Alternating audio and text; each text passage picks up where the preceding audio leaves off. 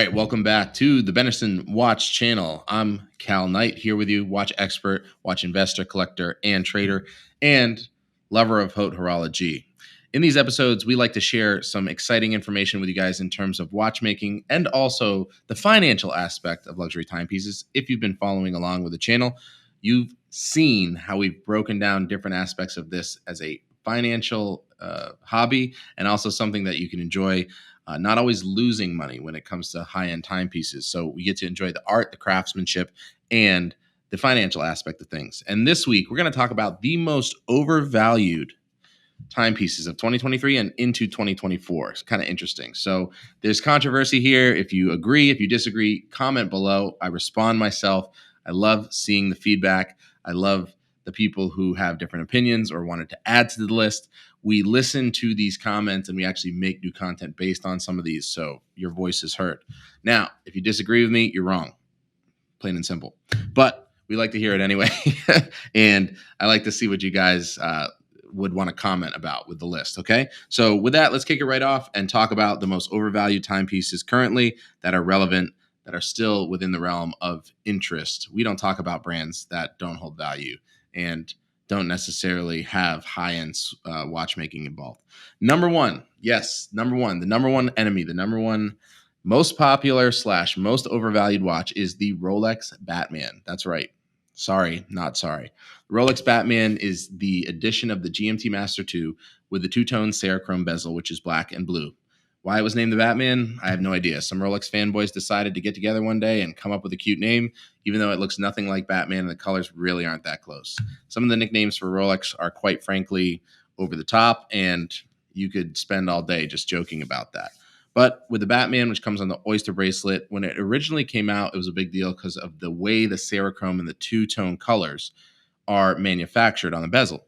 And it is a nifty piece. But at this point in time, it is overplayed. And the market is still asking 2 to 3x over MSRP for this watch, which is insane. It is a steel GMT Master 2. There are many variations, and you can access them very readily. The Bat Girl, which was the evolution of this model, has the Jubilee bracelet on it in steel and is the same black and blue two-tone Serichrome bezel. Again, intrinsic value of this watch, much closer to MSRP. Yes, trending slightly over because it is a in-demand piece, but we're not just looking at the hype or demand of a watch to come up with the value. This is a huge misconception and why a lot of people got burned in 2021, 2022, and people who are coming into the market thinking they understand luxury timepieces as investments. It is not just based on hype. There is intrinsic value to the watches themselves. There's precious metals and materials to consider. There's the longevity of the brand itself and liquidity points, meaning if you don't know your liquidity numbers of where you can get out on these watches, you may think you're doing a good job parking your money in these things, but you're way too high. And if the volatility changes, you're going to be SOL, my friends. Okay, so the Rolex Batman is 100% overvalued. It's kind of boring at this point to me too. I've had many of them, but to each their own. I just don't think it's exciting anymore, and I think it's overpriced. Number two, the Rolex Hulk. So we're continuing down this lineage and this line of the cute nickname Rolexes that everyone wants to buy one of so that they can go walk out into the lunchroom at their job that they hate and pretend that they're successful and impress friends that don't like them, right?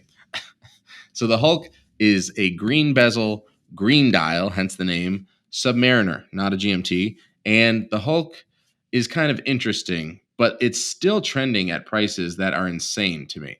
Like asking high teens to low 20s for a steel sub that you can access readily from different dealers and even authorized dealers at this point, maybe not 2 years ago or a year ago, but now is ridiculous. Like there used to be lines out the door at authorized dealers for these Hulks.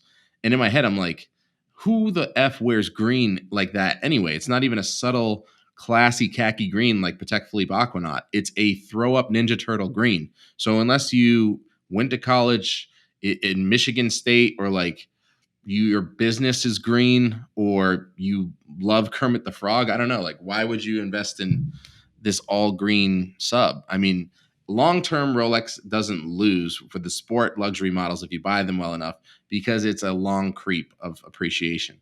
But many people were overpaying aggressively and are now sitting in the red on these watches. The Hulk is overrated and overvalued. Quote me on that. Next up, again, Rolex. We're going to swap to other brands, but Rolex is the biggest culprit. The ceramic Daytona, the new one, whether it's panda dial or black dial, they're overvalued. It is a much better value to buy the steel Daytonas, the white dial, black dial, whatever, as a piece right now than it is to overpay for a ceramic bezel, which isn't a dramatic change of a Daytona. Daytonas are great because they're one of the most popular, if not the most popular, Rolex model there is. I suggest every collector has one, at least in their collection. But buying one at $25K to $30K even a couple years ago, when the MSRP is 3X below that, is insane. So you can just wait to get one from your authorized dealer. You can buy one closer to MSRP. You can trade into one, or you can get a all steel Daytona, and you'll get a pat on the back and probably be in the black much more than you think. Much better value. The ceramic is still overpriced, and it's not going to hold there. It's still going to drop a little bit.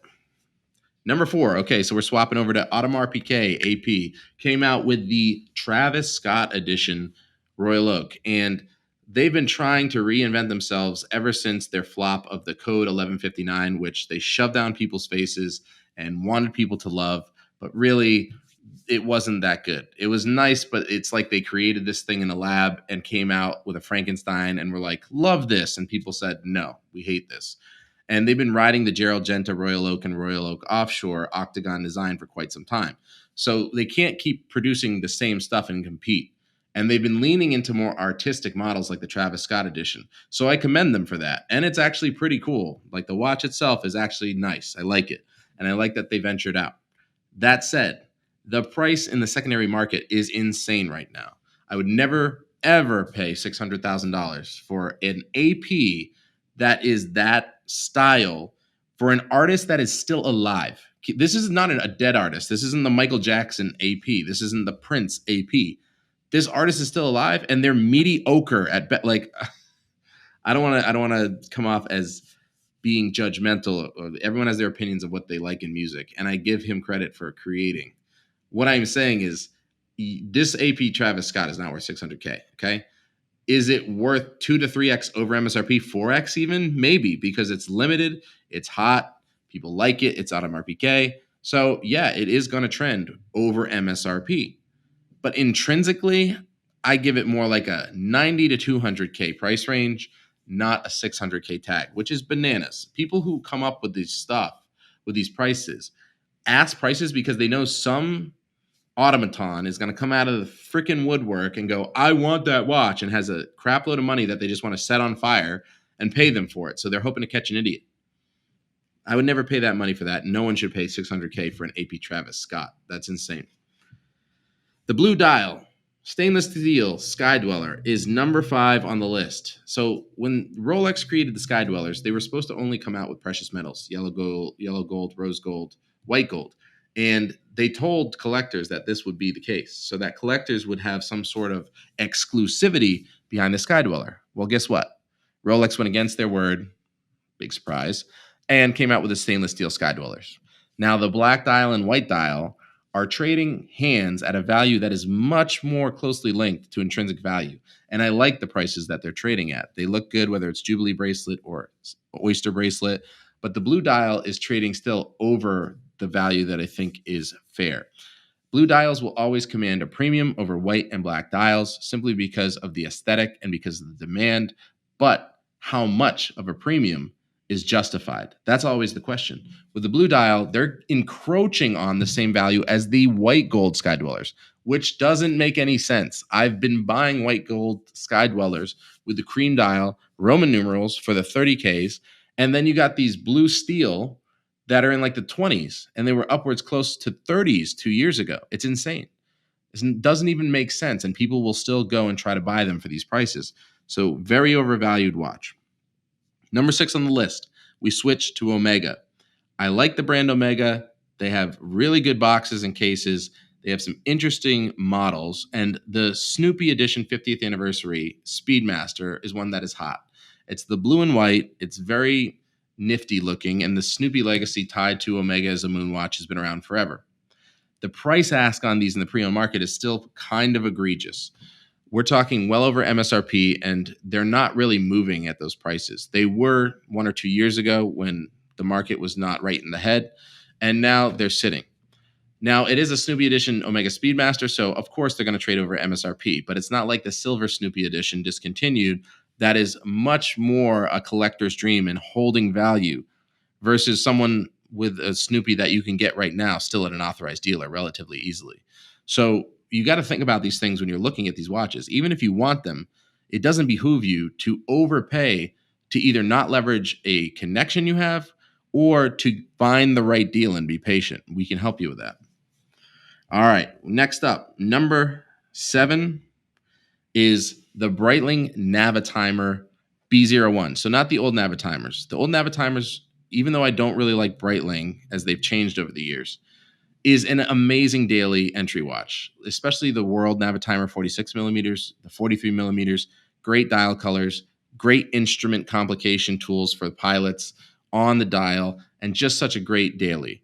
But the new models with the see-through case backs have tried to command almost a 2x premium over their legacy models in the 5 to 8K range. And these are steel Breitlings. So whenever I see that, I'm like, yeah, it's nice. It looks beautiful. It is an homage to the legacy and has a see-through case back, but it's not worth 2x over. It's still a Breitling. So once those come down more into, I'd say, the 4 to 6, 4 to 5K range, not 6, more like 4 to 5K range, they're much better buy. You might be able to even get them lower than that, but just know they will eventually fall down in line with what the legacy Breitling Navitimers are. Great watch, overvalued right now.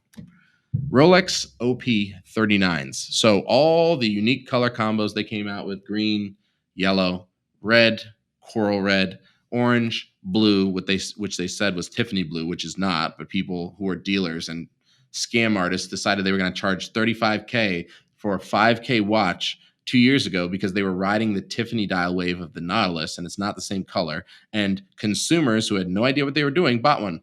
So yeah, I'm talking to you. If you bought a blue OP39 Rolex and you didn't pay MSRP or close, you might not want to follow this channel anymore.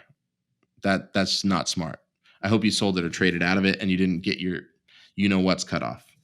So those are overvalued still. There's some, almost all of them have come down to normality, all colors. There's still a few colors that are in demand, like green, like blue, like some of the orange, red. Fine. The color and the fact that you're not getting one today would keep it at MSRP or slightly over, but nothing crazy. I would not pay over 10K for any of these watches at all, period. And they were going for 10, 15, 20, 30K. Didn't mean they were liquid at that. That's just what people were asking because they smoke rocks, I guess. Number 9, the Grand Seiko.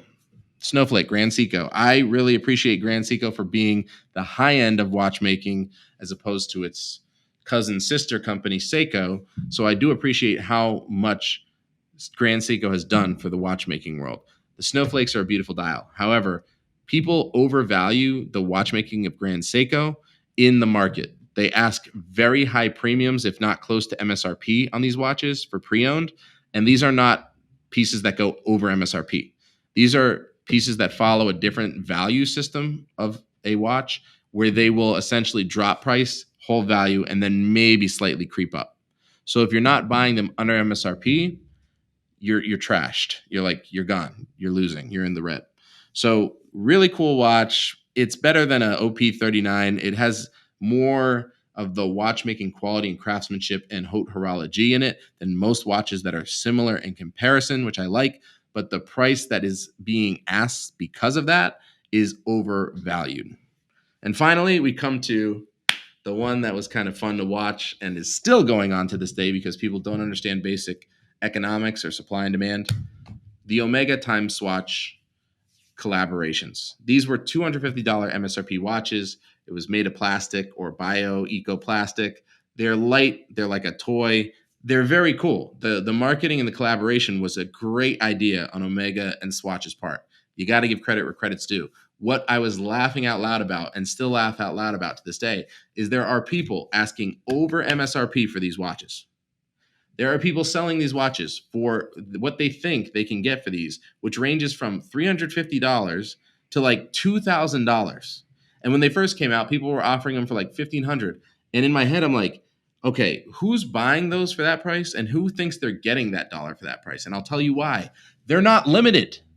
They make them every single day, and you can get them at the Swatch store or wait. You can wait. They are not discontinued. Why are you paying $500 for a watch that you can literally go walk in the Swatch store and get?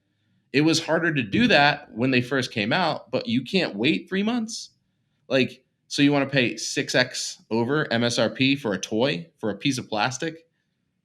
That's what I'm talking about. Overvalued, very cool collaboration, very cool idea, genius marketing, terrible, terrible, terrible purchase in terms of anything asset related or investment related. All right.